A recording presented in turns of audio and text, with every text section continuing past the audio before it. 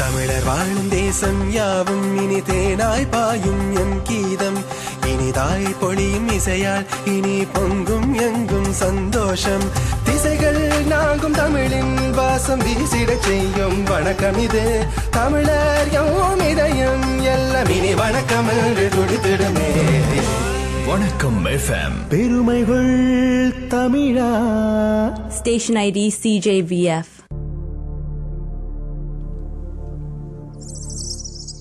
என் தீவட்டிய போதும் என் மனதில் சுரங்களில் அல்ல, அது எரிக்கும் இவ்வெளிச்சம் பாய்ச்சும் என்னை அற்று கருகி புகைந்து போகும் என்று சொன்னவரை இன்றைய தினம் காற்றலை வழியே சந்திக்கப் போகின்றோம். கனடாவின் மிக முக்கியமான இலக்கிய பணியாக இலக்கிய தோட்டம் முன்னெடுத்திருக்கின்ற வருடாந்த விருது வழங்கும் விழாவில் இந்த வருடம் வாழ்நாள் சாதனையாளர் விருது பெறுவதற்காக கனடாவிற்கு வருகை தந்திருக்கும் தமிழ் படைப்புலகம், தமிழ் வாசிப்புலகம் நன்கறிந்த ஒரு மூத்த படைப்பாளி திரு நாஞ்சில் நாடன் அவர்களை கலையகத்தில் சந்திக்கின்றோம். வணக்கம் திரு நாஞ்சில் நாடன் அவர்களே. வணக்கம். கனடிய வருகைக்கும் விருதுக்கும் வாழ்த்துக்கள்.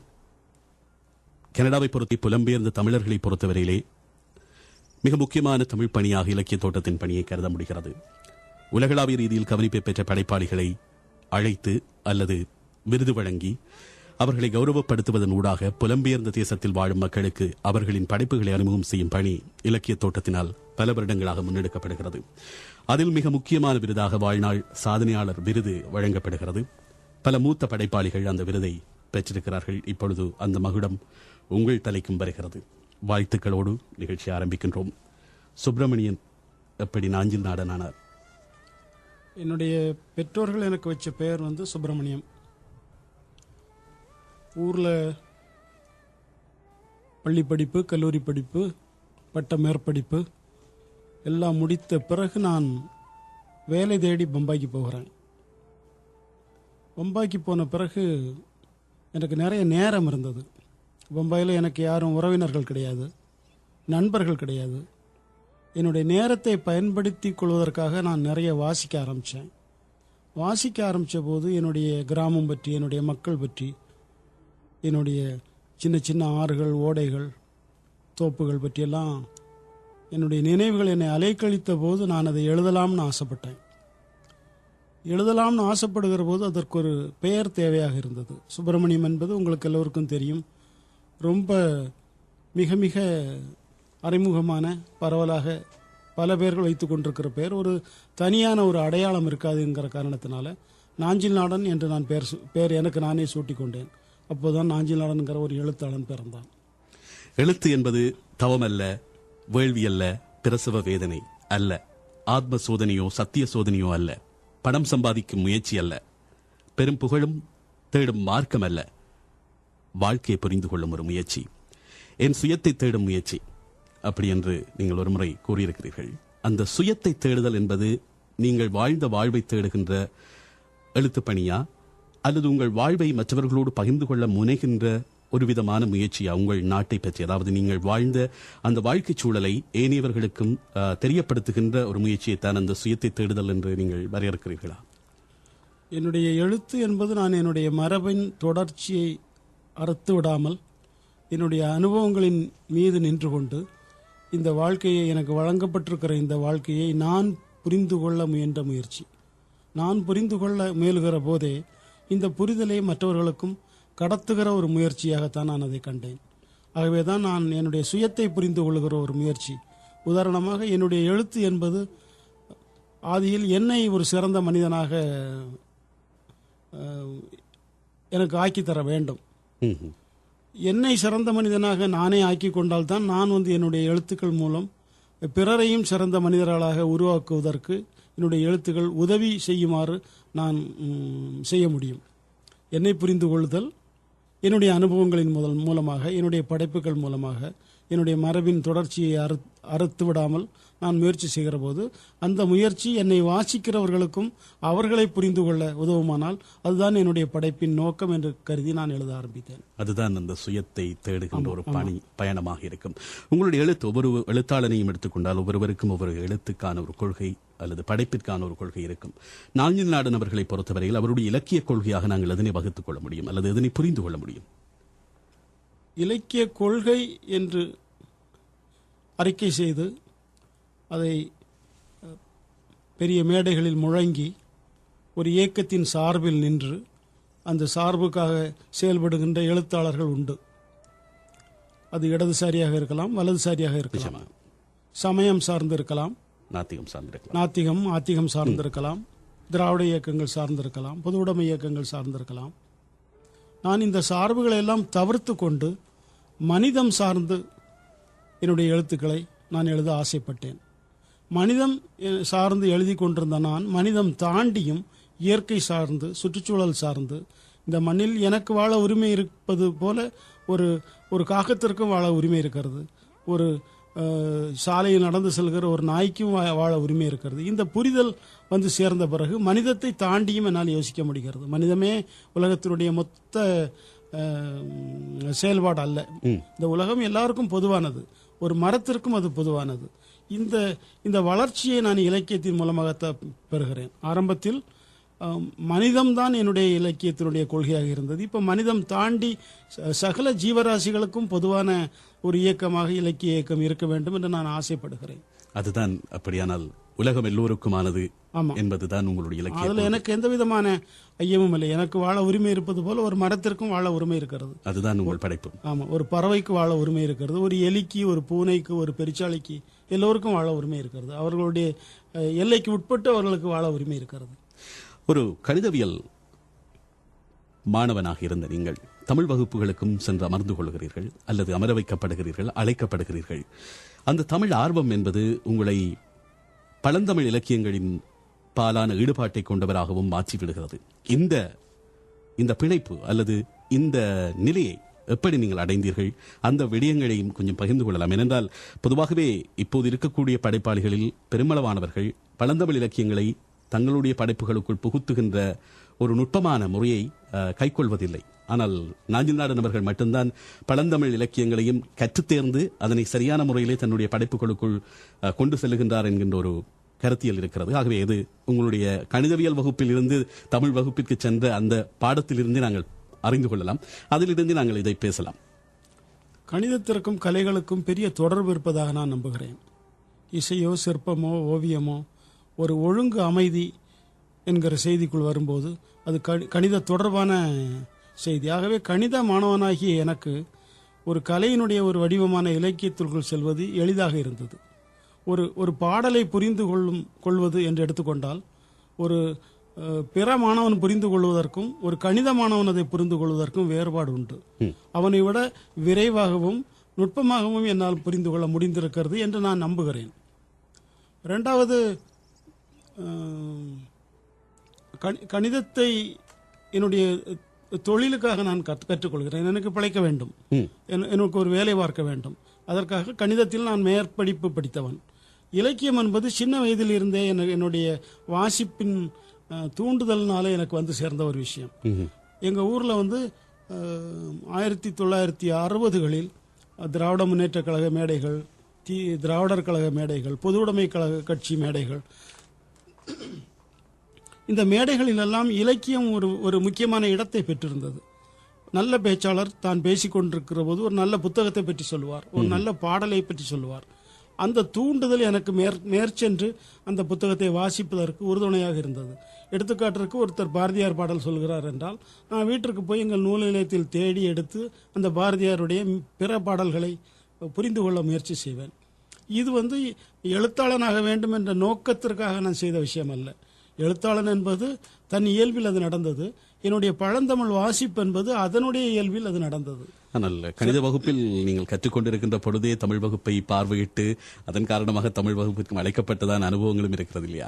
அது கூட இந்த தொடர்ச்சி தான். அது வாசிப்பு தமிழ் மீது எனக்கு ஒரு தீராத ஆர்வம் இருந்தது சின்ன வயதிலிருந்தே. கணிதம் நான் படிக்க எடுத்துக்கொண்ட துறையா இருந்தாலும் நான் பிஎஸ்சி கணிதம் முடித்த பிறகு எங்கள் வீட்டில் கேட்டேன், எம்ஏ தமிழ் லிட்ரேச்சர் நான் போகிறேன் அப்படின்ட்டு. என்னுடைய பெற்றோர்கள் என்னை படிக்க வச்ச என்னுடைய சித்தப்பால அதுக்கு அனுமதிக்கலை. ஆகவே நான் கணிதத்தை மறுபடியும் எடுத்துக்கொண்டு பட்டமேற்படிப்புக்கு போக வேண்டிய அவசியம் நேரிட்டது. ஆனாலும் தொடர்ந்த வாசிப்பை நான் எந்த காலத்திலும் விடலை. அதாவது நான் எம்எஸ்சிக்கு திருவனந்தபுரம் கேரளா பல்கலைக்கழகத்தில் படித்து கொண்டிருந்த போது பல்கலைக்கழக நூலகங்களுக்கு செல்ல நேர்கின்ற போதும் நான் ஏற்கனவே வாசித்திராத தமிழ் புத்தகங்களையும் தேடி எடுத்துக்கொண்டு வந்து படிப்பேன்.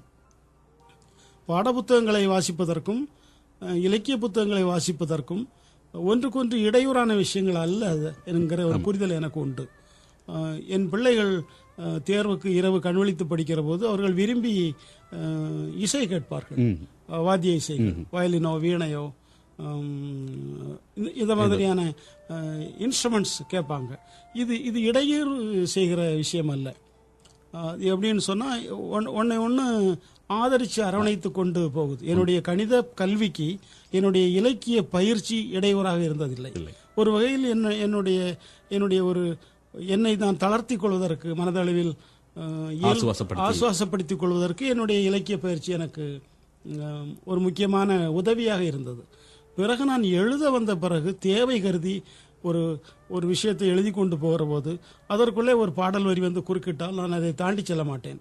அந்த பாடல் வரியை குறிப்பிட்டு கொண்டு தான் மேலே போவேன். இதில் இன்னொரு விஷயம் இருக்கு. இது வந்து இப்போ இது ஒரு கூட்டு பொறியல் செய்துட்டு அதில் தாளிச்சு கொட்டுற மாதிரி அல்ல. இலக்கிய மேற்கோள்கள் காட்டுவது என்பது அது தன்னை போல நிகழணும். அந்த வரி அங்கே முக்கியம். அந்த வரி எனக்கு வந்து சேருது அப்படின்னா அந்த வரியை நான் வச்சுட்டு அடுத்த கட்டத்துக்கு போவேன். நீங்கள் எழுதி முடித்த பிறகு ஒரு கதையோ ஒரு கட்டுரையோ எழுதி முடித்த பிறகு கூட மேற்கோள்களை ஆங்காங்கே செருகலாம். நிச்சயமாக நான் அந்த வேலை செய்வதில்லை. எனக்கு இயல்பிலேயே ஒரு பாடல் வரி வந்து விழுந்தால் நான் அந்த பாடல் வரியை அதனுடைய பொருத்தம் கருதி பயன்படுத்திக் கொள்வேன். அந்த பாடல் வரி என்னை வாசிக்கிற நாஞ்சில்நாடன் என்கிற ஒரு நவீன எழுத்தாளனை வாசிக்கிற ஒரு வாசகனுக்கு அந்த பாடல் வரி புதிதாக போய் சேர்கிற போது அவனுக்கு அதன் மேல் ஒரு பயன் உண்டாகும். தமிழ் மீதான ஒரு பிரியம் உண்டாகும். அதை வாசிக்கிற ஒரு உணர்வும் உண்டாகும். அது கருதி நான் அதை ஊக்கத்தோடு செய்து கொண்டிருக்கிறேன். இப்பொழுது உரையாடலின் இடையில் இந்த நவீன எழுத்தாளர் என்கின்ற ஒரு பதம் வந்து விழுந்தது தானாகவே. அது எதனால் வரையறுக்கப்படுகிறது? இந்த நவீன எழுத்தாளர் என்கின்ற வரையறை எப்படி வருகிறது? அது ஒரு வகையான இலக்கிய போக்குகள் தான். ஒவ்வொரு காலகட்டத்திலையும் இந்த மாதிரியான போக்குகள் தன்னை போலவே அது அமையும். மரபு சார்ந்த எழுத்து, அதற்கு பிறகு வந்து யதார்த்தவியல் சார்ந்த எழுத்து, நவீனத்துவம் சார்ந்த எழுத்து, பின்னவீனத்துவம் சார்ந்த எழுத்து, இதெல்லாம் ஒரு விதமான இலக்கண கட்டமைப்புக்கு உள்ளே இருக்கிற விஷயம்தான். நவீனம் என்றால் என்ன? புதுசு என்று அர்த்தம். நான் ஒரு புது எழுத்தாளர்ங்கிற பொருள்ல தான் நவீனத்துவம்ங்கிறத நான் கையாளுகிறேன். மரபுகளை தாண்டி வருகின்ற எழுத்தாக பார்க்க மரபு நாம் ஏற்கனவே நீங்க மரபு பற்றி கேட்டீங்க. பல தமிழ் எழுத்தாளர்களுக்கு பிறமொழி எழுத்தாளர்கள் பற்றி எனக்கு தெரியாது. பிறமொழியில மரபு எவ்வளவு வலுவாக இருக்கிறதுங்கிறது நமக்கு தெரியும்.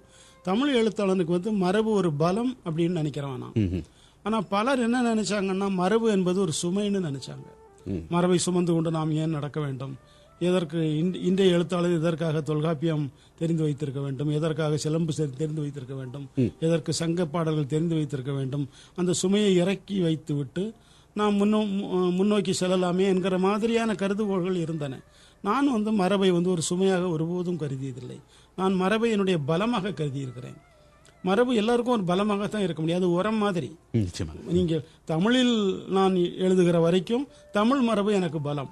நான் என்னுடைய பிறப்பு சீனத்தில் எழுந்திருக்குமானால் சீன மரபு எனக்கு பலமாக இருந்திருக்கும்.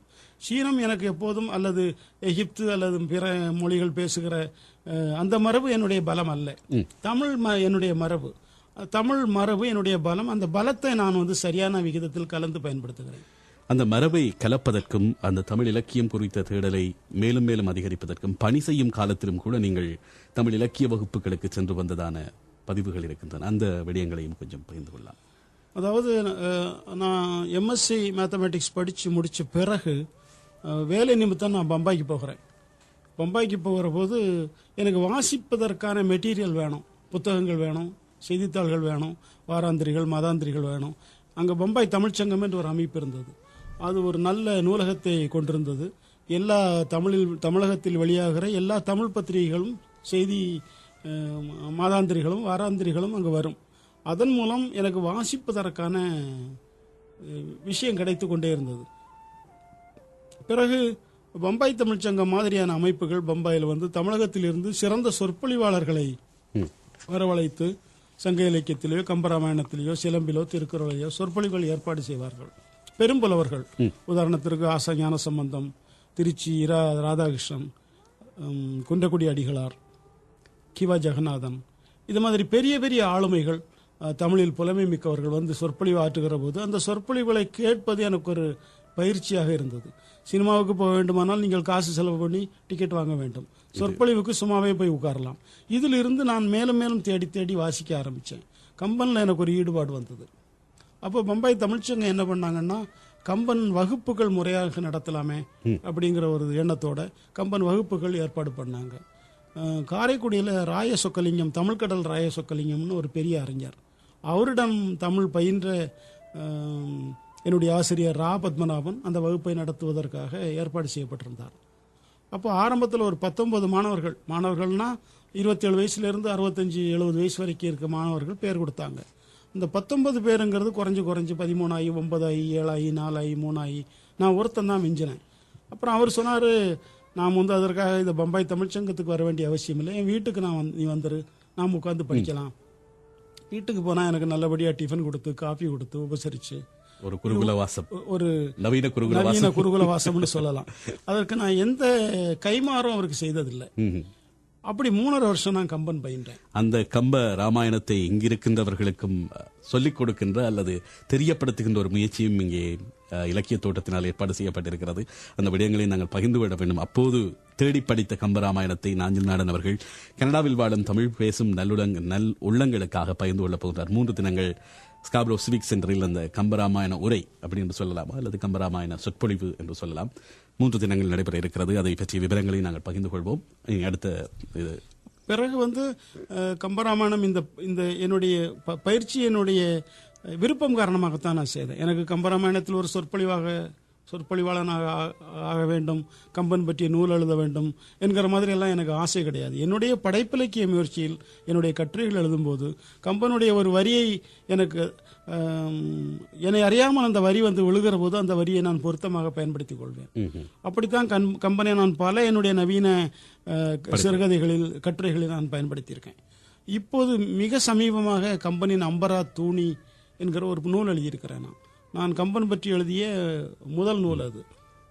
கம்பன் சொல்லை எப்படி கையாளுகிறான் என்கிற தகவல்கள் அடங்கிய ஒரு 300 பக்க அளவிலான ஒரு பெரிய நூல். அந்த நூல் நாஞ்சிலுடைய சிறுகதைகளோ நாவல்களோ பிற கட்டுரைகளோ பேசப்படுமோ பேசப்படாதோ, இந்த நூல் எதிர்காலத்தில் நின்று பேசப்படும்ங்கிற ஒரு பெரிய நம்பிக்கை எனக்கு இருக்கு. இந்த நூல் சரியாக வரவேற்கப்படுமானால் எதிர்காலத்தில் கம்பனின் உவமைகள் என்கிற மாதிரி ஒரு ஆய்வு செய்து இன்னொரு நூல் எழுதுகிற ஒரு உத்வேகம் எனக்கு இருக்கு. பொதுவாக கம்பனில் தொழில்படுகிறவர்கள், கம்பனை வைத்து கொண்டு கம்பனியில் சொற்பொழிவு செய்கிறவர்கள், அவங்க வந்து அவங்களுக்கு வசதியான ஒரு பரப்பில் மாத்திரமே புழங்குகிறார்கள். நான் ஒரு இலக்கியவாதி, படைப்பிலக்கியவாதி. நான் கம்பனை கையாள்வது தொழில்படுகிறவர்கள் கையாளுகிற அந்த பொருளில் அல்ல. நான் வந்து எனக்கு சொல் ஆயுதம், வீரனுக்கு வில் ஆயுதம் மாதிரி, உழவனுக்கு ஏர் ஆயுதம் மாதிரி, படைப்பிலக்கியவாதிக்கு படைப்பாளிக்கு சொல் ஆயுதம். சொல்லை மிக திறமையாக, மிக கவனமாக, மிக கம்பீரமாக கையாண்டவன் கம்பன். எப்படி கையாண்டிருக்கிறாங்கிறத வந்து நான் என்ன அளவில் ஒரு வாசிப்பு நிகழ்த்தி கொண்டு நவீன தமிழ் வாசகர்களுக்கும் கம்பனை விரும்பி படிக்க நினைப்பவர்களுக்குமாக அந்த புத்தகத்தை நான் செய்தேன். இந்த கம்பனிலிருந்து நாங்கள் வரலாம். பழந்தமிழ் இலக்கியங்கள் மீதான வாசிப்பு ஈடுபாடு நவீன காலத்திலே வாழ்ந்திருக்கக்கூடிய வாசகனுக்கு இல்லாமல் போய்விடுகிறது. அதற்கு காரணம் உங்களை போன்ற புதிய படைப்பாளிகளின் வருகை, புதிய எழுத்தோட்டம். அது மக்களை மிக நெருக்கமாக சிந்திக்க வைக்கிறது அல்லது நெருக்கமாக உணர வைக்கிறது. அப்படியான நவீன எழுத்துப்போக்குகள் எல்லோரிடமுமே இப்போது வந்துவிட்டன. அப்படியான ஒரு சூழ்நிலையில் இந்த பழந்தமிழ் இலக்கியங்களின் எதிர்காலம் எப்படியாக இருக்கப் போகிறது? அது வாசிப்பு இல்லாமலே போய்விடுமா? வெறுமனே ஒரு தொன்மை சான்றுகளாக நின்று நிலைக்கப் போகின்றனவா? என்னுடைய அச்சமே இது தொன்மை சான்றாக நின்று நிலைத்து விடக்கூடாது என்பதுதான். நாம் வந்து போகிற போக்கில் பேசுகிற பேச்சில் திருக்குறள் என்றும் சிலப்பதிகாரம் என்றும் புறநானூறு என்றும் குறுந்தொகை என்றும் நற்றினம் என்றும் பெயர்களை உதிர்த்து கொண்டு போகிறோமே தவிர அதன் உள்ளே என்ன இருக்கிறது என்று சென்று ஆய்ந்து அனுபவித்து அந்த அனுபவத்தை பெறுவதற்கு நாம் முயற்சி செய்வதில்லை. இது சாதாரணமான தமிழனுக்கும் பொருந்தும், படைப்பிலக்கியத்தில் புழங்குகிற படைப்பிலக்கியவாதிகளுக்கும் பொருந்தும். நான் அவங்களுக்கு அதில் இருக்கிற சில நயங்களை சுட்டிக்காட்ட ஆசைப்படுகிறேன். உன்னுடைய கம்பனில் இது இருக்கு, பாரதியில் இது இருக்கு, குறுந்தொகையில் இது இருக்கு. சொல்வனம் என்கிற ஒரு நெட் மேகசின் மூலமாக நான் தொடர்ந்து பனுவல் போற்றுதும் என்கிற ஒரு தொடர் எழுதினேன். கிட்டத்தட்ட 25 கட்டுரைகள் எழுதினேன். பனுவல்னா புத்தகம்னு அர்த்தம். பனுவல்ங்கிற சொல்லே நமக்கு புரியல. நவீன தமிழ் படைப்பாளிகளுக்கு பிரதின்னு சொன்னா புரியுது, ஆனா பனுவல்னு சொன்னா புரியல. ஸோ எங்கிட்ட கேட்கறாங்க, அந்த பனுவல் போட்டு எழுத போதே பனுவல்னா என்ன பொருள் அவங்களுக்கு தெரியல. அது இது மாதிரியான விஷயங்களை நான் என்ன செய்ய ஆசைப்படுகிறேன்னா, சாதாரண வாசகனோ சாதாரண படைப்பிலக்கியவாதியோ சந்தித்திராத அனுபவித்திராத ஒரு புத்தகத்தை என்னுடைய கட்டுரைகள் மூலமாக நான் அறிமுகப்படுத்த விரும்புகிறேன். அவன் என்னோடு சேர்ந்து பயணிக்கலாம் எதிர்காலத்தில். ஆனால் எனக்கு ஒரு பெரிய நம்பிக்கை இருக்கு. எப்பவுமே நான் ஒரு நம்பிக்கைவாதி. இது அப்படி ஒரு வரலாற்று ஆவணமாகவோ ஒரு மியூசியத்தில் வைக்கிற ஒரு விஷயமாகவோ நின்று போய் விடாதுங்கிற நம்பிக்கை எனக்கு இருக்கு. அந்த நம்பிக்கை இருக்கிற காரணத்தினால தான் நான் இதற்குள் தொழில்பட விளைகிறேன். எங்களோடு மூத்த எழுத்தாளர் படைப்பிலக்கியவாதி திரு நாஞ்சில் நாடன் அவர்கள் இருக்கின்றார். தமிழ் இலக்கிய தோட்டத்தின் வாழ்நாள் சாதனையாளர் விருது வழங்கி கௌரவிக்கப்படுவதற்காக கனடாவிற்கு வருகை தந்திருக்கின்றவரை வணக்கம் FM கலையகத்தின் ஊடாக சிறப்பு கலந்துரையாடலில் சந்தித்துக் கொண்டிருக்கின்றோம். ஒரு சிறிய விளம்பர இடைவெளியை தொடர்ந்து நாங்கள் நிறைய விஷயங்கள் பேசப் போகின்றோம். அவருடைய இலக்கியத்தோடான அரசியல் எப்படி பயணிக்கிறது, அவருடைய அரசியல் ஈடுபாடு, புதிதாக உருவாகி இருக்கக்கூடிய அரசியல் போக்கு கொண்ட இலக்கியவாதிகளின் நிலைப்பாடுகள் பற்றியெல்லாம் பேசலாம். நீங்களும் அழைக்கலாம் 4165721010. திரு நாஞ்சில் நாடன் அவர்களோடு உங்கள் கேள்விகளையும் தொடுக்கலாம். சுந்தர தமிழில் சுகமான இசை வழங்கும் வணக்கம் FM 105.9. வணக்கம் FM காட்சியோடு இணைந்திருக்கின்றோம். நேரம் 10:23 கனடா இலக்கிய தோட்டம் வாழ்நாள் சாதனையாளர் விருது வழங்கி கௌரவிக்கும் ஒரு எழுத்தாளரை கலையகத்தில் சந்தித்துக் கொண்டிருக்கிறோம். எல்லோருக்கும் தெரிந்த பரிச்சயமான நாஞ்சில் நாட்டு நடைமுறைகளை தன் எழுத்தினூடாக உலகம் முழுவதற்கும் பரப்பிய எழுத்தாளர் திரு நாஞ்சில் நாடன் அவர்கள் எங்களோடு இருக்கின்றார். ஒரு படைப்பாளி இலக்கிய எல்லைகள் தாண்டி அரசியல் பரப்பிற்குள் கால் பதிப்பது என்பது பரவலாகவே நடைபெற்று வருகிறது. சில இலக்கிய ஆளுமைகள் அரசியலின் பெருந்தலைவர்களாக மாறியிருக்கின்ற வரலாறும் தமிழகத்தில் இருக்கிறது.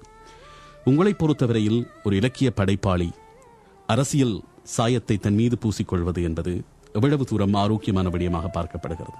ஆரம்பத்தில் நாஞ்சில் நாடன் அவர்களும் திராவிடர் முன்னேற்ற கழகம் சார்பில் செயல்பட்ட ஒரு அரசியல் செயற்பாட்டாளர். இப்பொழுதும் கூட அந்த பிரச்சனைகள் மனுஷபுத்திரன் வரை நீண்டிருக்கிறது. அரசியல் சாயம் கொண்டவர்கள் மீதான வசைகளும் விமர்சனங்களும் அரசியல் பரப்பில் இருந்து வருகின்ற போது அது இலக்கியத்தையும் பாதிக்கின்ற ஒரு விடயமாக பார்க்கப்படுகிறது. ஒரு இலக்கியவாதிக்கு அரசியல் தேவையா? ஒரு இலக்கியவாதி அரசியலை புறக்கணித்து விட்டு வாழ முடியாது. அவன் அரசியலை எழுதுகிறானா, அரசியலை பேசுகிறானா என்பது இரண்டாவது விஷயம். நாட்டு நடப்பை, நேற்றைய நடப்பை, இன்றைய நடப்பை, நாளைக்கு என்னவாக ஆக வேண்டும் என்கிற விஷயத்தை எதிர்பாராமல் கணிக்காமல் ஒரு இலக்கியவாதியினுடைய செயல்பாடு இருக்க முடியாது. அடிப்படையில் ஒரு ஓவியனுக்கும் ஒரு இசைக்கலைஞனுக்கும் ஒரு சிற்பிக்கும் இல்லாத ஒரு பெரிய பொறுப்பு ஒரு படைப்பிலக்கியவாதிக்கு உண்டு. அவன் கடந்த கால அரசியலாலும் நிகழ்கால அரசியலாலும் எதிர்கால அரசியல் சிந்தனைகளாலையும் பாதிக்கப்படுகிற ஒரு ஆளுமையாகத்தான் அவன் இருக்கிறான். இந்த கவனிப்பு அல்லது ஈடுபாடு, அவனுடைய சாய்வு அல்லது சாய்வின்மை என்பது அவனுடைய படைப்புகளில் துருத்தலாக, பிரச்சாரமாக, கோஷமாக வராத வரைக்கும் எனக்கு அது பற்றி பிரச்சனை இல்லை. உலகம் முழுக்க ஒரு மொழி இல்லை, ஒரு மதம் இல்லை, ஒரு கலை இல்லை, ஒரு சித்தாந்தம் இல்லை.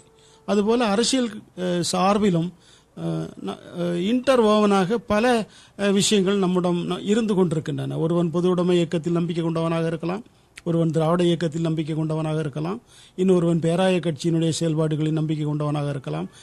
அது வல்ல விஷயம். ஆனால் இது குறித்த ஒரு ஜனநாயக ரீதியிலான ஒரு விவாதத்திற்கும் ஒரு பொதுவான களத்தில் இன்று செயல்படுவதற்கான ஒரு அவன் எழுத்தில் அவன் எந்த அளவுக்கு அதில் ஈடுபடுகிறான் என்பது இன்னொரு விஷயம்.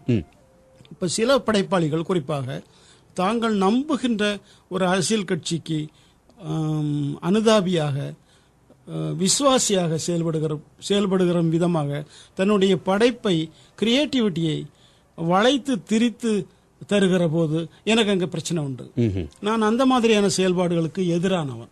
இப்ப எனக்கு நான் 1962-67களில் திராவிட முன்னேற்ற கழக அரசியலில் தீவிர ஈடுபாடுகள் கொண்டவனாக இருந்த போதிலும் இன்று என்னுடைய எழுத்தை பொறுத்தவரையில், என்னுடைய கட்டுரைகளை பொறுத்தவரையில் நான் திராவிட இயக்கத்திற்கு எதிரான கருத்துக்களை வைக்கிறவன்.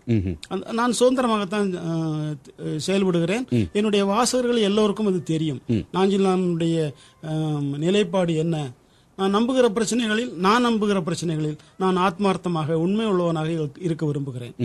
அதே சமயத்தில் ஒரு அரசியல்வாதி நேரடி அரசியல் களத்தில் குதித்து அதற்குண்டான செயல்பாடுகளை செய்ய வேண்டுமா என்கிற ஒரு கேள்விக்கு வந்தால் அது அந்தந்த இலக்கியவாதியினுடைய சுதந்திரம் என்று நினைக்கிறவன் நான். என்னை பொறுத்தவரையில் என்னால் நேரடியான ஒரு அரசியலில் பங்கெடுக்க இயலாது. இன்று நேரடியான அரசியலில் நீங்கள் பங்கெடுப்பு என்பது ஒரு மல்டிநேஷனல் கம்பெனியை நீங்கள் நடத்துவது போல. இது ஒரு சாதாரண மனிதனுக்கு சாத்தியம் அல்ல. அந்த சூழலில் அது சாத்தியமல்ல. ஆனால் என்னுடைய எழுத்து என்னுடைய கொள்கையுடைய ஒரு அரசியல் கட்சிக்கு ஆதரவாக அல்லது என்னுடைய கொள்கையை மறுக்கின்ற இன்னொரு அரசியல் கட்சிக்கு எதிராக இருக்கிறதா என்னுடைய எழுத்து செய்யக்கூடிய ஒரு விஷயம். அதில் நான் ரொம்ப தெளிவாக இருக்கிறேன். ஒரு அரசியல் ஈடுபாட்டு எனக்கு என்ன தோணுதுன்னா, நேரடியான அரசியல் ஈடுபாட்டிற்கு ஒரு இலக்கியவாதி வரும்போது அவனுடைய இலக்கிய செயல்பாடுடைய வேகமும் வீச்சும் வெகுவாக பாதிக்கப்படும்ங்கிறது தான் என்னுடைய நம்பிக்கை. பொதுவாகவே தமிழ் படைப்பாளுமைகள் அல்லது படைப்பிலக்கிய சூழலை எடுத்துக்கொண்டால் இந்த அரசியல் சாயம் என்பது பல்வேறு குழுக்களை ஏற்படுத்தி விட்டதான ஒரு துன்பியலை நாங்கள் சந்தித்திருக்கிறோம். திராவிட முன்னேற்றக் கழகம் சார்ந்த படைப்பாளிகள், அதிமுக சார்ந்த படைப்பாளிகள் என்று இந்தியாவிற்கு வெளியில் பல்வேறு அமைப்புகள் சார்ந்த படைப்பாளிகள் என்ற ரீதியிலும் பல்வேறு குழுக்களாக இந்த இலக்கிய படைப்பாளிகள் இணைகின்ற அல்லது அந்த குழுக்களுக்கு இடையிலான மோதல்கள் உருவாகின்ற, ஒரு குழு மீது அல்லது அந்த குழுவில் இருக்கக்கூடியவர்கள் மீது விமர்சனங்களை பாய்ச்சுகின்ற செயல்பாடுகள் தமிழ் இலக்கிய சூழலில் அதிகரித்து காணப்படுகிறது. இதற்கும் இந்த அரசியல் சாயம்தான் காரணமாக இருக்கிறது. இதை நீங்கள் எப்படி பார்க்கிறீர்கள்? ஒரு மூத்த படைப்பாளி என்ற வகையில் இந்த போக்கு அரசியல் கலக்கப்பட்டதால் வந்ததா அல்லது அது அரசியல் இல்லாமலும் இப்படி வரும் என்று நீங்கள் நம்புகிறீர்களா? அரசியல் இல்லாமலும் இது வரும். ஆனா ஒரு அரசியல் கட்சிக்கு விசுவாசமாக இருப்பது என்று முடிவெடுத்த பிறகு அந்த அரசியல் கட்சியை தாண்டிய ஒரு சிந்தனை ஒரு படைப்பிலக்கியவாதிக்கு வருவது ரொம்ப ரொம்ப அரிது. ஒரு படைப்பிலக்கியவாதி என்பவன் எப்போது எது உண்மையோ எப்போது எது சரியோ அதன் சார்பில் நின்று பேசுகிறவன்.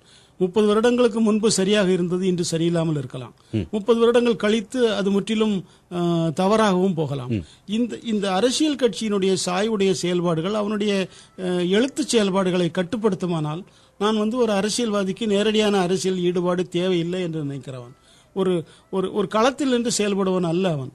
அவன் ஒரு போராளி அல்ல. எழுத்தில் தான் போராளி, களத்தில் அவன் போராளி அல்ல. அவன் கவனித்துக் கொண்டிருக்கிறான் என்ன நடக்கிறது என்பதை. கவனித்துக் கொண்டிருப்பதை அவனுடைய எழுத்துக்களில் அதனுடைய பாதிப்பு பெற்று அது எழுத்தாக வருகிறது. இப்ப நேரடி அரசியலில் பங்கு பெறுகிற போது போன தலைமுறை எழுத்தாளர்கள் சந்தித்திராத ஒரு பிரச்சனையை இன்றைய தலைமுறை எழுத்தாளர்கள் சந்திக்கிறார்கள். அவர்கள் மத்தியில் இருக்கிற காழ்ப்பு, பகைமை, பொய்மை, விரோதம் இதெல்லாமே எனக்கு ரொம்ப ஆயாசம் தருவதாக இருக்கிறது. இதற்கு அவசியமில்லை. இதை தாண்டிய ஒரு விமர்சனம் இருக்கலாம். 2 வெவ்வேறு அரசியல் கட்சிகளை சார்ந்த எழுத்தாளர்கள் சந்தித்துக் கொள்ளுகிற போது வாங்க போய் ஒரு தேநீர் சாப்பிடலாம்ங்கிற ஒரு நல்லுறவு இருக்கணும். அந்த நல்லுறவுக்கான சூழல் இப்போது தமிழ் இலக்கிய சூழலில் மிக அருகி வருகிறது. இது ஒரு நல்ல செய்தி அல்ல. அதற்குள் நாஞ்சில் நாடனும் சிக்கியிருக்கிறாரா? நாஞ்சில் நாடன் இது மாதிரியான நேரடி செயல்பாடுகளில் சிக்க மாட்டேன். எனக்கு நான் மனிதர்களை நேசிப்பவன், எழுத்தை தாண்டி மனிதர்களை நேசிக்கிறவன். எனக்கு என்னுடைய குருநாதர்களில் ஒருவராக நான் நினைக்கிற நகுலன் என்பவர் ஒரு முறை என்னிடம் சொன்னார், if you hate someone you can understand him. இது நான் என்னை பொறுத்த வரைக்கும் மனித உறவில் நான் இது ஒரு தாரக மந்திரம் மாதிரி வச்சுட்டு இருக்கிறேன். நான் ஒருவன் வெறுப்பேனையானால் அவனை என்னால் புரிந்து கொள்ள முடியாது. ஒருவர் நான் பகையாக பார்க்கிற இன்னொரு அரசியல் கட்சியினுடைய செல்வாக்கிலோ ஆளுமையில இருந்தால் கூட அவர் எனக்கு பகை அல்ல. அவருடைய நெருக்கடிகள் இருக்கலாம், அவர் உண்மையாக இருக்கலாம், பொய்மையாக இருக்கலாம், அவருடைய நெருக்கடிகள் இருக்கலாம். ஆனால் நான் அதை புரிந்து கொள்ள முயற்சி செய்கிறேன். அதற்கான காரணங்கள் என்ன என்று நான் ஆராய்வேன். ஒருவர் இந்த இயக்கத்தை எதற்காக ஏற்றுக்கொள்ள வேண்டும், எதற்காக அதை ஆதரிக்க வேண்டும், அதற்கான காரணங்கள் என்ன, அதற்குள் தன்னலம் இருக்கிறதா, அதற்குள் வணிகம் இருக்கிறதா என்பதெல்லாம் நான் யோசிப்பேன். ஆனாலும் மனித அளவில் ஒருத்தரை அப்படி நான் பகை பாராட்டுவதில்லை. இன்று வளர்ந்து நிற்கின்ற உலகம் போற்றுகின்ற ஒரு ஒப்பற்ற படைப்பாளியாக பார்க்கப்படுகின்ற நாஞ்சில் நாடன் ஒரு காலத்தில் உணவிற்காக போராடியவர். அதனால் அவருக்கு உணவின் மீது தீராத காதல் இருப்பதாகவும் அந்த தீராத காதல் அவருடைய படைப்புகளின் வழி உணவு பற்றியதான ஒரு பிரஜையை அடிக்கடி கொண்டு வருவதாகவும் சொல்லப்படுகிறது. இந்த உணவு பற்றியதான உங்கள் படைப்புகளின் மீதான உணவு பற்றியதான உங்கள் படைப்புகள் அதற்கான காரணிகள் பற்றி மறைந்து கொள்ளலாம். எனக்கு பொதுவாகவே சில விஷயங்களை போகிற போக்கில் சொல்லிட்டு போக முடியாது. உதாரணத்திற்கு வெயிலில் நடந்து கொண்டிருப்போம், கடுமையான வெயிலாக இருக்கும், கொஞ்சம் நல்ல வியர்வை ஆறாக ஊற்றி பாய்ந்து கொண்டிருக்கும், ஒரு மரம் இருக்கும், மரத்துக்கு கீழே ஒரு 5 நிமிஷம் நின்று ஓய்வு எடுத்துக் கொள்ளலாம்னு தோணும், நம்மை ஆசுவாசப்படுத்திக் கொள்ளலாம், கொஞ்சம் ஓய்வாக நின்று கொள்ளலாம். இதை நான் எழுதுகிற போது ஒரு மரத்தின் கீழே நின்றேன் என்று என்னால் எழுதிவிட்டு தாண்டி செல்ல முடியாது. நான் அது என்ன மரம்னு சொல்லுவேன், அது பூத்து இருக்கிறதான்னு சொல்லுவேன், அது பழுத்து இருக்கிறதான்னு சொல்லுவேன், அது இலை உதிர்த்து கொண்டிருக்கிறதான்னு சொல்லுவேன், அப்புறம் அந்த மரத்தில் ஏதேனும் பறவைகள் வாழுகிறதான்னு சொல்லுவேன். அது என்னுடைய எழுத்தினுடைய இயல்பு. அதுபோல உணவை பொறுத்த வரைக்கும் எனக்கு சாப்பிட்டான் அப்படின்னு சொல்லிட்டு போக முடியாது. ஹோட்டலில் சாப்பிட்டா என்ன சாப்பிட்டான், வீட்டில் சாப்பிட்டா ஒரு வீட்டுக்கு விருந்துக்கு போகிறோம், என்ன குழம்பு, என்ன கூட்டு, என்ன பொரியல், அதை விஸ்தரிக்காமல் என்னால் போக முடியாது. இது உணவின் மீது எனக்கு இருந்த அடிப்படை காலத்தில் இருந்த ஏக்கத்தோடு உணவை அணுகிய காலத்தில் இருந்த ஒரு பாதிப்பாக இருக்கலாம். ஆனால் அதையெல்லாம் தாண்டி இப்போ நான் செய்து கொண்டிருக்கிற விஷயம், நான் நாஞ்சில் நாட்டை சார்ந்தவன். நாஞ்சில் நாடு என்பது கன்னியாகுமரி மாவட்டத்தில் 2 தாலுகா. அந்த மாவட்டத்தில் எந்த பகுதிக்கு என்று உணவில் சில சிறப்பு அம்சங்கள் உண்டு. நான் நாஞ்சில் நாட்டு உணவு என்கிற தலைப்பில் ஒரு புத்தகம் எழுதி கொண்டிருக்கிறேன். அது ரெசிபி அல்ல, அது பண்பாட்டு ரீதியான உணவு பற்றிய ஒரு பார்வை. இப்ப பிரண்டைன்னு ஒரு கொடி இருக்கு, பிரண்டை கொடி கேள்விப்பட்டிருப்பீங்க, நிறைய பேர் பார்த்திருப்பீங்க, நிறைய பேர் பார்த்திருக்காம இருக்கலாம். நான் பிரண்டை பற்றி எழுதுகிற போது இது சங்க காலத்தில் இந்த கொடி இருந்ததா, இந்த கொடியின் மருத்துவத்தன்மைகள் என்ன, இந்த பிரண்டையில் என்ன நீங்க சமைக்கலாம், வடகம் போடலாமா, துவையல் அரைக்கலாமா, இந்த தகவல்கள் எல்லாம் சேகரித்து 400 பக்க அளவில் இந்த ஆண்டு இறுதிக்குள் என்னுடைய புத்தகம் ஒன்று வர இருக்கிறது. நான் உணவை ஒரு சீரியஸ் மேட்டராக பார்க்கிறேன். உணவு ஒரு அது மனித உயிர் வாழ்தலுக்கு தேவையான அடிப்படையான ஒரு விஷயம் உணவு. அந்த உணவை போகிற போக்கில் இடதுகளை சொல்லிட்டு போறதுல எனக்கு பிரியமில்லை. அதற்காக நான் வலிந்தும் சொல்வதில்லை.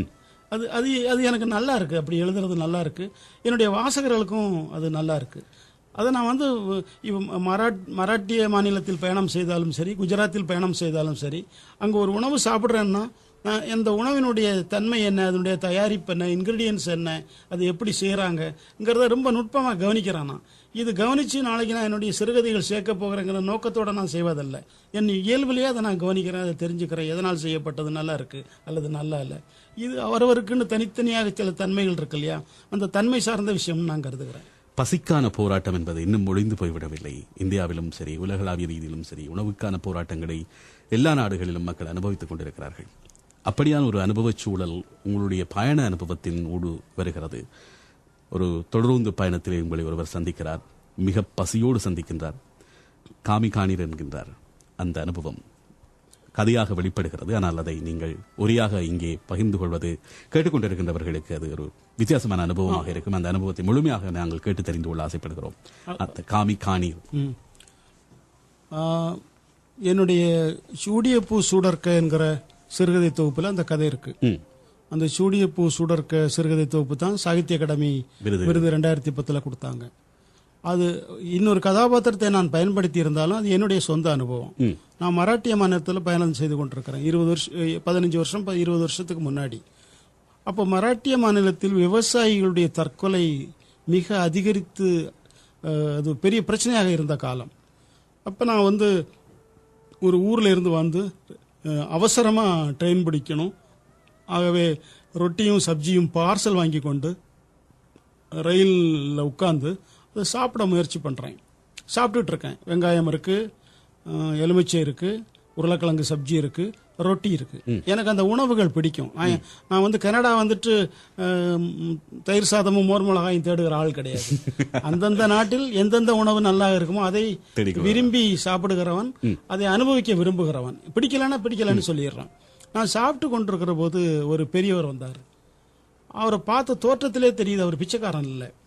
எனக்கு மராட்டி மாநிலத்தில் நான் 18 வருஷம் வாழ்ந்திருக்கேன். தார்பாய்ச்சி கட்டியிருப்பாங்க, பனியனும் இல்லாத சட்டையும் இல்லாத ஒரு உடை போட்டிருப்பாங்க, அதுக்குள்ளே பாக்கெட் வச்சிருக்கோம், ஒரு விதமான தலப்பா கட்டியிருப்பாங்க. அவர் ஒரு நடுங்கிக்கிட்டே வர்றாரு. வந்தவரும் நான் சாப்பிட்டு கொண்டிருக்கிறேன். என்னுடைய பாதி ரொட்டி தான் மிச்சம் இருக்குது என்னுடைய கையில். இடது கையில் ரொட்டி இருக்குது, வலது கையிலால சாப்பிட்டுட்டு இருக்கிறேன். வந்தவர் என்னுடைய வலது கையை பிடிச்சாரு. பிடிச்சிட்டு அவர் மராட்டியில் சொல்கிறாரு, அமி காணார், அமி காணார், அமி காணார்னு பதற்றத்தோடு சொல்கிறாரு. இப்போ கூட எனக்கு அந்த காட்சியை நினச்சா எனக்கு ஒரு மாதிரி பதட்டம் ஆயிடுவேன். அமி காணார்னா அதனுடைய பொருள் நாம் சாப்பிடலாம். நான் அதை வந்து ஒரு இலக்கிய தரத்துக்கு உயர்த்தி எடுத்துட்டு போறேன். யாம் உண்பேம் அப்படிங்கிற மாதிரி. அப்ப அவர் வந்து என்கிட்ட இந்த சாப்பாடு எனக்கு தான்னு கேட்கல, நான் பசியா இருக்கிறேன் பிச்சை கேட்கல, நாம் உண்போம்ங்கிறாரு. நீ சாப்பிட நானும் சாப்பிடுறேன். இது ஒரு விவசாயி தான் இப்படி எல்லாம் நடக்க முடியும். நான் வந்து அடிப்படையில் ஒரு விவசாயியாக பிறந்தவன், ஒரு விவசாயினுடைய மகனாக பிறந்து எனக்கு நெல் விவசாயம், வாழை விவசாயம், தென்னை விவசாயத்தினுடைய சகல நுணுக்கங்களும் தெரியும். நான் இப்போ விவசாயியாக இல்லாமல் இருந்தாலும் கூட எனக்கு ஒரு விவசாயினுடைய வலி வந்து நான் ஆழமாக அனுபவிக்கிற ஒரு வலி. சாகித்ய அகாடமி பரிசு பெற்று அதனுடைய ஏற்புரையை நான் டெல்லியில் நானே தமிழில் எழுதி ஆங்கிலம் மொழிபெயர்த்து சொல்லுகிற போது நான் சொல்கிறேன், 20 மொழி பேசுகிற சாகித்ய அகாடமி விருது பெற்ற எழுத்தாளர்கள் உட்கார்ந்துருக்கிற அவையில் சொல்கிறேன், இந்த நாடு வந்து விவசாயிகளுடைய நாடு. ஆனால் விவசாயிகள் வாழ தகுதி இல்லாத ஒரு நாடாக இது மாறிக்கொண்டிருக்கிறது அப்படின்னு நான் சொன்னேன். இதெல்லாம் இது என்னுடைய இந்த அனுபவத்திலிருந்து பெறுகிறேன். அப்புறம் நானும் சாப்பிட்டு முடிக்க போறேன். அதுல பாதி ரொட்டி கூட மிச்சம் இருக்காது, எச்சில் வேற. அப்புறம் அடுத்த ஸ்டேஷன்ல வந்து இவருக்கு 2 வாழைப்பழம் வாங்கி தரலாம், அல்லது ஏதாவது ஒரு பொட்டலாம் பிரியாணி வாங்கி தரலாம் அப்படின்னு நான் யோசிக்கிறேன். பட் நான் என்னுடைய கதையை அந்த இடத்துல நான் முடிச்சுக்கிறேன். அமீ கானாருங்கிற அந்த உச்சரிப்பு, அந்த பதற்றம், அந்த பசி, அப்புறம் அதில் நான் விரிவாக அதன் பின்னர் என்ன நடந்தது உண்மையிலே அவருக்கு வந்து அது என்னுடைய அனுமானம் தான். காட்சி வடிவில் எனக்கு புலப்படுவது வந்து என் கையை பிடிச்சிட்டு அமீ காணார்னா நாம் உண்போம் யாம் உண்போம்னு சொல்றாரு. எதற்காக ஒரு விவசாயி ரயில்ல வந்து இன்னொருத்தர்கிட்ட வந்து என்னுடைய நாம் சாப்பிடலாம் இன்னொருத்தர் உணவை கேட்கறான்னு நான் யோசிச்சு பார்க்கிற போது அவர் வந்து சோலாப்பூர் பக்கமோ, நாசிக் பக்கமோ, நாக்பூர் பக்கமோ, அக்கோலாவோ, ஹிங்கன்காட்டோ அந்த பகுதியை சார்ந்த ஒரு விவசாயியா இருக்கக்கூடும். அவருடைய மகனோ குடும்பமே தற்கொலை செய்து கொண்டு இருக்கக்கூடும். அவரை போஷிக்க ஆள் இல்லாமல் இருந்திருக்கக்கூடும். அவர் வீட்டை விட்டு கிளம்பி வர்றாரு, பசி அவருடைய பிரச்சனை, பிச்சை எடுக்க அவர் விரும்பல. இந்த பிரச்சனைகள்லாம் ஒரு படைப்பிலக்கியவாதி தாண்டி போய் யோசிக்க முடியும். இது நல்லா நான் யோசிக்கிற விஷயம் தான். இந்த கதையில நான் தருகிற பிற தகவல்கள் அனைத்தும் என்னுடைய புனைவு. ஆனா யாம் உண்பேங்கிற சொல் வந்து உண்மை. அதுதான் அந்த தொகுப்பின் மிகப்பெரிய உச்சம் என்று சொல்லலாம். சாகித்ய விருது வரை அதை கொண்டு சென்றிருக்கிறது. அதற்கும் எங்களுடைய மனமார்ந்த வாழ்த்துக்கள். பசி எவ்வளவு தூரம் ஒரு கொடுமையான விஷயமோ அதுபோல் சாதியமும் இந்தியாவை பொறுத்தவரையிலே மிக முக்கியமான பிரச்சனை. இப்போது கூட சாதிய வன்முறைகளால் இந்தியாவின் தமிழகத்தில் குறிப்பாக பல வன்முறைகள் நடந்தேறி, பல உயிர்கொலைகள் நடந்தேறி இருக்கின்றன, தற்கொலைகள், கொலைகள் என்று. இப்படியான ஒரு சூழலில் ஒரு படைப்பாளி தான் சார்ந்த சாதியை முன்னிலைப்படுத்துவது அல்லது தன் சாதியை மேன்மைப்படுத்தி எழுதுவது என்பது அவசியமானதா? உங்கள் மீது அப்படியான ஒரு விமர்சனமும் இருக்கிறது. நீங்கள் உங்கள் சாதியை மேம்படுத்தி உங்கள் படைப்புகளில் கொண்டு வர முயற்சிக்கிறீர்கள் என்று. அது எப்படியாக உங்களால் பார்க்க? என்னுடைய சாதியை மேம்படுத்தி முன்னிலைப்படுத்தி எழுதுகிறேன் என்கிற குற்றச்சாட்டை நான் ஒருபோதும் ஒத்துக்கொள்ள மாட்டேன். உண்மையிலே என்னுடைய ஜாதியை சேர்ந்தவர்கள் வந்து, என்னுடைய ஜாதினா நான் பிறந்த ஜாதி, என்னுடைய பெற்றோர்கள் இல்லை. என்னுடைய கேள்வி, இப்போது இருக்கக்கூடிய இந்த நவீன சூழலில் அது ஒரு அவசியமான விடயமாக நீங்கள் பார்க்கிற ஒரு படைப்பாளிக்கு அந்த சாதி அடையாளம் என்பது தேவையாக இருக்கிறது. அதுதான் என்னுடைய. நான் எப்போதும் என்னுடைய சாதிய அடையாளங்களோடு செயல்பட்டவன் அல்ல. ஆனால் ஒரு கதாபாத்திரம் எடுத்துக்கொள்கிற போது மொட்டையாக ஒரு பெயரை சொல்வதை விட ஒரு குறிப்பிட்ட ஜாதியின் பெயரை சொல்வதன் மூலம் அந்த கதாபாத்திரனுடைய தன்மையை நீங்கள் கொண்டு வர முடியும். ராமசாமின்னு சொல்வது ஒரு வாசகனுக்கு ஏற்படுத்துகிற அனுபவம் வேறு. ராமசாமி ஐயர் அல்லது ராமசாமி படையாச்சி என்கிற சொல் சேருகிற போது அவனுக்கு வருகிற அனுபவம் வேறு. என்னுடைய ஜாதியை சார்ந்தவர்கள் என்ன நினைக்கிறாங்கன்னா, குலத்தை கெடுத்த கொடாரி காம்புன்னு நினைக்கிறாங்க. இன்னொரு பக்கத்துல நான் வந்து ஜாதியை முன்னிலைப்படுத்துகிறேன்னு சொல்றாங்க. அது ஒரு அவாண்டம் நான் நினைக்கிறேன். ஆனால் ஒரு நடுநிலையான படைப்பாளிக்கு 2 பக்க விமர்சனங்களும் வருவது போல் வருகின்ற போது அவன் ஒரு நடுநிலையாளன் என்பதையும் உணர்ந்து கொள்ள முடியும். உங்கள் சாதியும் உங்களை பேசுகிறது, மற்றவர்களும் உங்களை பேசுகிறார்கள், தூற்றுகிறார்கள் என்கின்ற பொழுது அந்த நடுநிலை விஷயம். ஒரு படைப்பிலக்கியவாதியுடைய கருத்துக்கள், அவனுடைய வளர்ச்சி அல்லது வெற்றி ஜீரணிக்கப்பட முடியாமல் போகிற போது அவனை ஜாதியால் அடிப்பது என்பது தமிழ்ல இன்னைக்கு நேற்று நடக்கிற ஒரு விஷயம் இல்லை. இது கானாசு காலத்துல, நகுலன் காலத்துல, சுந்தரராமசாமி காலத்துல இருந்தே தொடர்ந்து வந்து கொண்டிருக்கிற ஒரு செயல்பாடு. இப்படி ஜாதியவாதி, ஜாதியை முன்னிலைப்படுத்தி பேசுகிறவன் என்று குற்றச்சாட்டு வைக்கிறவர்களை நோக்கி நான் விரல் நீட்டி கேட்க விரும்புவது ஒன்று உண்டு. நீ உன்னுடைய ஜாதியை துறந்தாயா? உன்னுடைய மனைவி துறந்தாளா? மகள் துறந்தாளா? மகன் துறந்தானா? உன்னுடைய ஜாதியை எந்த இடத்தில் நீ துறந்தாய்? முற்போக்கு பேசுவது என்பது வேறு, முற்போக்காக வாழ்வது என்பது வேறு. எல்லோரும் முற்போக்கு பேசுகிறவர்கள். இந்த வித்தியாசம் எனக்கு நல்லா தெரியும். இந்த வித்தியாசங்களை நான் சுட்டி காட்டுகிறேன். என்னுடைய எழுத்து வன்மையாக இவர்களுடைய போனித்தன்மைகளை கண்டிக்கிறது. அதற்கு எதிரான ஒரு ஆயுதமாக இந்த ஜாதியை அவர்களுக்கு எடுக்கிறார்கள். இது சுந்தரராமசாமிக்கே நேர்ந்திருக்கு. ஆகவே நான் இந்த விஷயங்களை பொருள்படுத்துவதில்லை. தாண்டி சொல்லலாம். ஒரு ஒரு ஒரு மிகப்பெரிய படைப்பாளுமை நாஞ்சில் நாடன் அவர்கள் ஒரு வெகுஜன சினிமாவை நோக்கி அவரை கொண்டு நகர்த்தியது இது. பரதேசிக்கு வசனம் எழுத வேண்டும் என்கின்ற ஒரு நிலை ஏற்பட்டதற்கான காரணம் எல்லோருக்குமே ஒரு கேள்வியாக இருக்கும். உங்கள் பதிலில் இருந்து அதை பெற்றுக்கொள்ளலாம். எனக்கு சினிமா எப்போதுமே ஒரு கேரியர் இல்லை.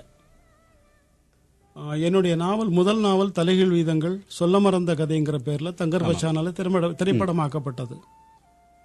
அந்த திரைப்படமாக்குவதற்கான உரிமையை என்னிடம் பணம் கொடுத்து தான் பெற்றுக்கொண்டார்.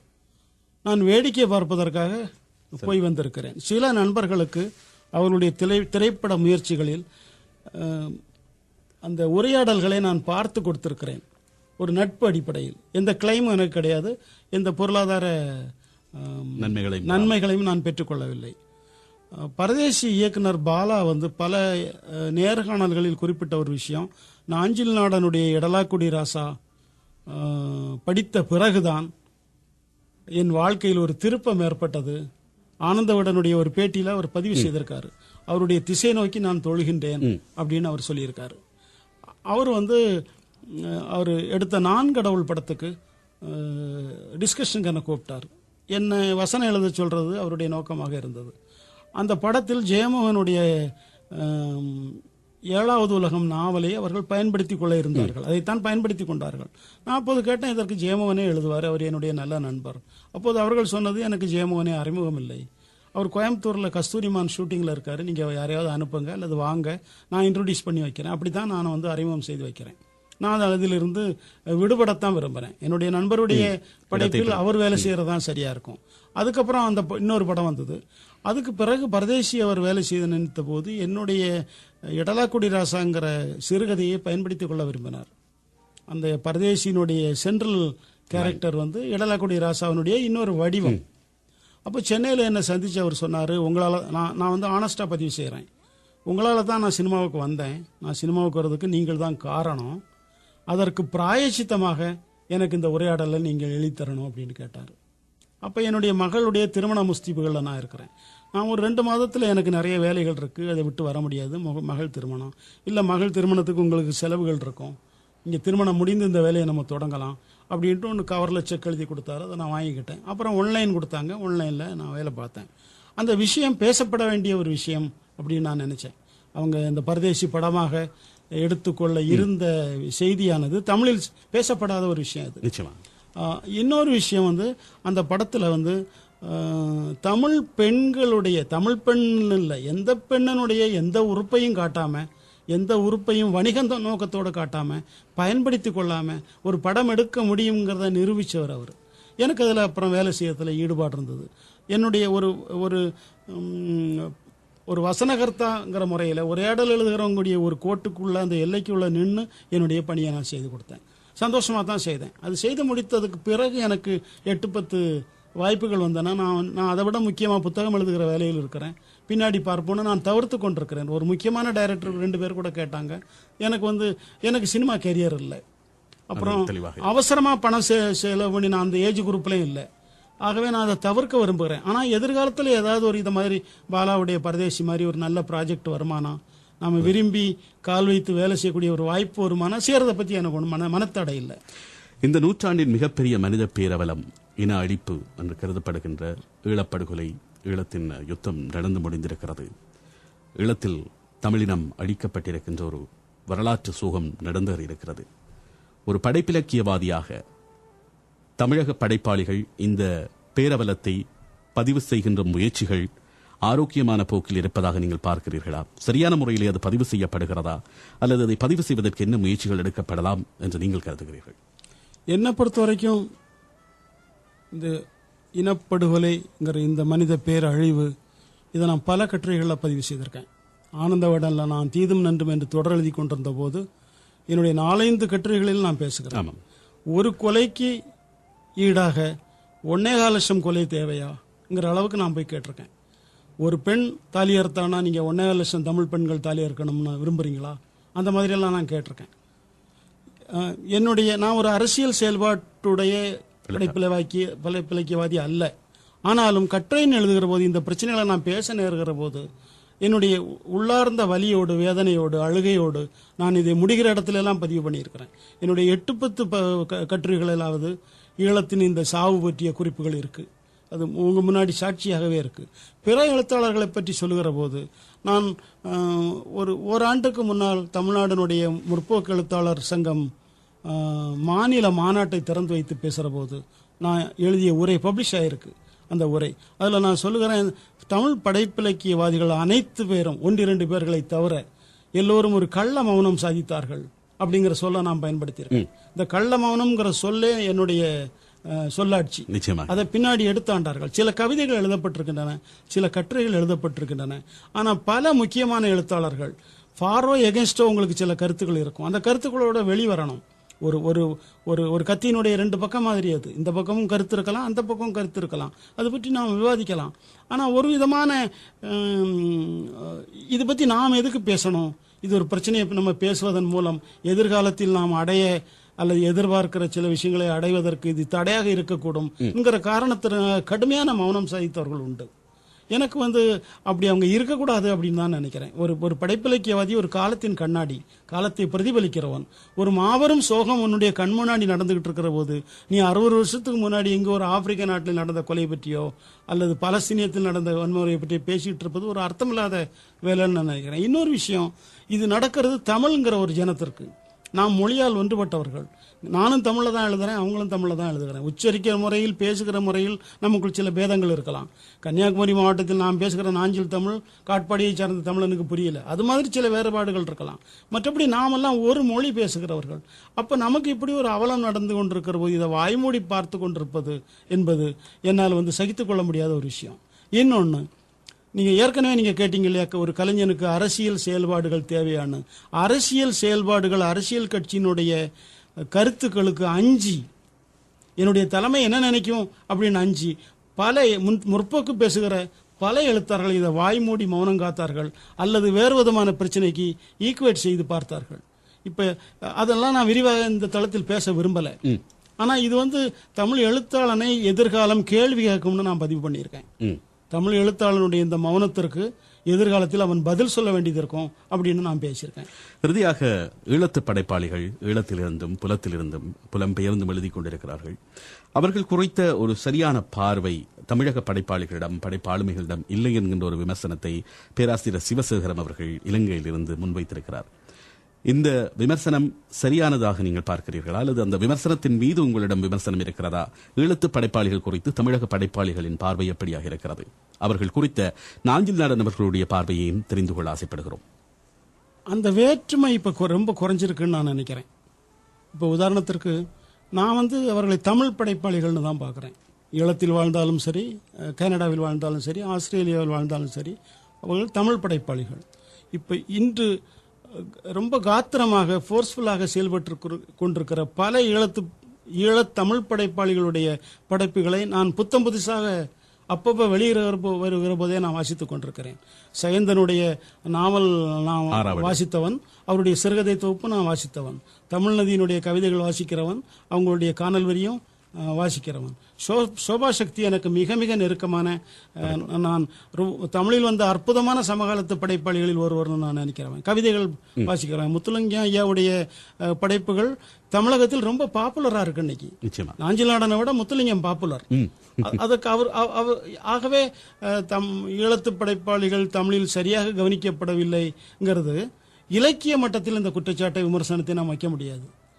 இப்ப வெகுஜன பத்திரிகைகள் படிக்கிறவர்களுக்கு இந்த பேர் அறிமுகம் இல்லாத இருக்குன்னா அவனுக்கு எம்பேரும் தான் அறிமுகம் இல்லை. இப்ப தமிழ் படைப்பு உலகம், தமிழ் தீவிர வாசிப்பு உலகம் ஈழத்து படைப்பாளியை அந்நியப்படுத்தியோ தமிழ் படைப்பாளியை தூக்கி பிடிச்சோ அப்படி பாக்குறது இல்ல. பெரும்பாலும் தீவிர வாசிப்புடைய எல்லா தமிழனுக்கும் எல்லோரையும் தெரியும். 1-2 பேர்கள் விடுபட்டு இருக்கலாம். அது எல்லோருக்கும் நேரக்கூடிய ஒன்றுதான். இன்று ரொம்ப தீவிரமாக எழுதி கொண்டிருக்கிற ஈழத்து படைப்பாளிகள் எல்லோரையும் தமிழ் படைப்பாளிக்கு தெரியும். இந்த இத்தனை மணித்துளிகளும் உங்களோடு உரையாடியதில் மிக மிக மகிழ்ச்சி அடைகிறோம். இறுதியாக உங்களிடமிருந்து இந்த விருது பற்றியும் இலக்கிய தோட்டத்தின் பணிகள் குறித்தும் ஒரு சில வார்த்தைகளை கேட்டு தெரிந்து கொள்ள ஆசைப்படுகிறோம். ஒரு எழுத்தாளனுக்கு இந்திய அரசாங்கம் தருகிற மாபெரும் அங்கீகாரம் சாகித்ய அகாடமி விருது. அந்த சாகித்ய அகாடமி விருது தமிழை பொறுத்த வரைக்கும் கடுமையான அரசியல் செயல்பாடுகளுக்குள் அகப்பட்டு கொண்டிருக்கிற ஒரு விருது. ஒரு வகையான எழுத்தாளர்கள் அதை எளிதில் பெற்றுக்கொள்ள முடிகிறது, பிற எழுத்தாளர்கள் பெற்றுக்கொள்ள முடியாமலும் போகிறது. ஆனால் கனடா நாட்டினுடைய இந்த இயல் விருதானது தமிழ்நாட்டில் இந்தியாவில் புறக்கணிக்கப்பட்டங்கிற சொல்ல நான் தெரிந்துதான் பயன்படுத்துகிறேன். மிக தீவிரமான பல எழுத்தாளர்களை இந்த மண் கௌரவிக்கிறது. உதாரணத்திற்கு சுந்தர் ராமசாமி என்கிற ஒரு எழுத்தாளர், நான் என்னுடைய ஏற்புரையில் 15ஆம் தேதி வாசிக்க இருக்கிற ஏற்புரையில் விரிவாக இது பற்றி பேசியிருக்கிறேன். சுந்தர் ராமசாமிக்கு சாகித்ய அகாடமி விருது கொடுத்தால் நான் மவுண்ட் ரோடில் அம்மனங்குண்டியாக ஓடுவேன் என்று பேசிய தீவிர தமிழ் விமர்சகர்கள் உண்டு. அதை தாண்டி கனடா நாட்டில் இருந்து முத்துலிங்க ஐயாவுடைய முயற்சினால் இந்த இயல் விருது வழங்கப்படுவது, இதுவரைக்கும் வழங்கி இருக்கிறவங்களை பார்த்தீங்கன்னா வெங்கட் சாமிநாதன், சுந்தர் ராமசாமி, அம்பை, எஸ்போவை நான் ஈழத்து படைப்பாளின்னு பார்க்கல, என்னுடைய மூத்த படைப்பாளின்னு தான் நான் பார்க்குறேன். இதை மாதிரியான ஆளுமைகளை பார்க்குற போது இவங்க செஞ்சுட்டு இருக்கிற இந்த வேலை ரொம்ப பெரிய வேலைன்னு நினைக்கிறேன். இயல் விருது இப்போ தமிழில் வழங்குகிற முக்கியமான விருதுகளில் மிக முக்கியமான விருதாக கருதப்படுகிறது. அது தகுதி இல்லாத ஆட்களை கன்சிடர் பண்ணுவதில்லை. நீங்க இதை இன்ஃப்ளூயன்ஸ் பண்ண முடியாது. இந்த விருதை நான் ரெக்கமெண்டேஷன்ஸ் பிடிக்க முடியாது. தமிழக அமைச்சர்கிட்ட இந்த லெட்டர் வாங்கி கொண்டு முத்துலிங்கத்திட்டையோ உஷாமதி வாணன்ட்டையோ கொடுக்க முடியாதுன்னா.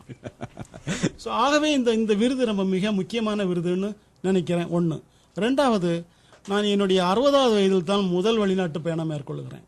நான் மலேசியாவுக்கு போனேன், தொடர்ந்து யுஎஸ்க்கு வந்தேன். இந்த விருது இல்லைன்னா நான் கனடா நாட்டுக்கு வருவதோ, இங்கே இருக்கிற ஈழத்து இலக்கியவாதி நண்பர்களை சந்திப்பதோ, அல்லது இந்த நாட்டை சுற்றி பார்ப்பதோ, முத்துலிங்கத்தை பார்ப்பதோ கூட எனக்கு நடைமுறை சாத்தியமில்லாத ஒரு விஷயமா இருக்கும்.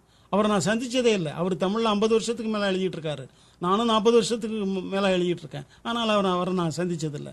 ஆகவே இந்த விருதினுடைய கௌரவம் நான் ரொம்ப பெரிய கௌரவமாக நினைக்கிறேன். இது ஒரு உபசாரத்துக்காக நான் சொல்லலை. நிச்சயமாக மிகவும் நன்றி. அந்த விருது இன்னும் பல படைப்பாளுமைகளை இங்கிருக்கின்றவர்களுக்கும் உலகத்திற்கும் வெளிப்படுத்தும். அந்த வகையில் இந்த நேர்காணலை ஏற்பாடு செய்து தந்தவரும் திரு முத்துலிங்கம் ஐயா அவர்கள் தான். அவர்களுக்கு மீண்டும் எங்களுடைய மனமார்ந்த நன்றிகளை தெரிவிக்கின்றோம். அவருடைய பணி இந்த புலம்பியர் தேசத்திலும் தமிழ் வளர்க்கின்ற தமிழ் இலக்கிய படைப்பாளிகளை கௌரவிக்கின்ற இந்த பணி மேலும் மேலும் தொடர வேண்டும். இன்னும் புதிய படைப்பாளிகளை நாங்களும் இந்த சமூகமும் சந்திக்க வேண்டும். உங்கள் எழுத்து பணியும் தொடர வேண்டும். இன்னும் சிகரங்கள் உங்களுக்காக காத்திருக்கின்றன என்ற நம்பிக்கையான வார்த்தைகளோடு இந்த இரவு பொழுதில் இருந்து விடைபெறுகிறோம். நன்றி திரு நாஞ்சல் நாடன் அவர்களே. மிக்க நன்றி.